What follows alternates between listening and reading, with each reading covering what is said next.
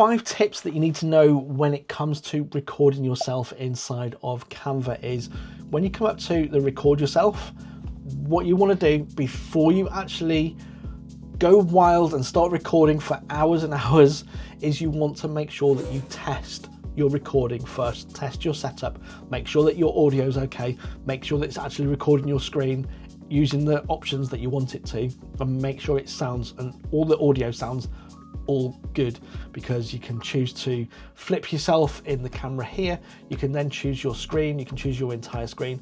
I've got a full tutorial on this that I'll link down below, but you can do all the sorts of things inside of here, and I've got a much more detailed tutorial inside of Canva. Tip number 2 when it comes to recording yourself inside of Canva is to have key bullet points.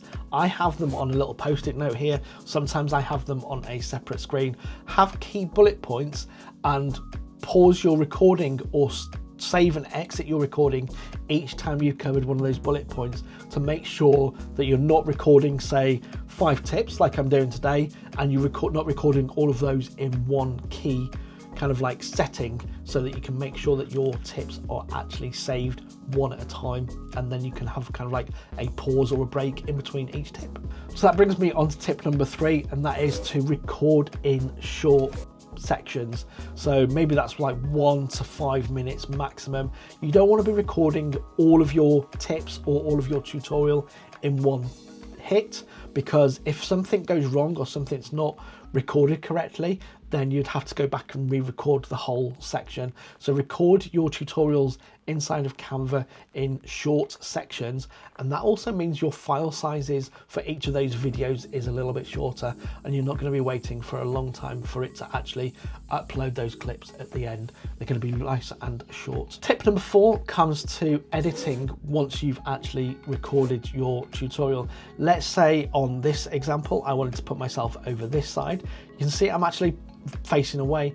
You can come and you can still choose to flip yourself. You can resize yourself if you want to. You can double click inside of here and reposition yourself to make sure you fit inside that frame.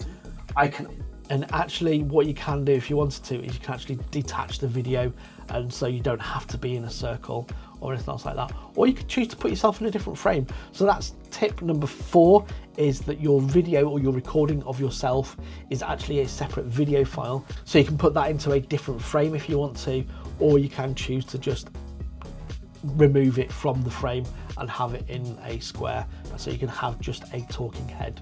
Tip number 5, and that is to make sure you use and take advantage of all the features and amazing options that you have inside of Canva, including adding elements to your designs. So you can add in elements. You've got this one here, which is clicking subscribe. Again, if you found these tips so far really useful, you want to use more tips like this inside of Canva and using Canva for content creation, then do click subscribe down below. You can also on here choose to add in a lower third if you wanted to. This is a really basic one, I was just demonstrating that.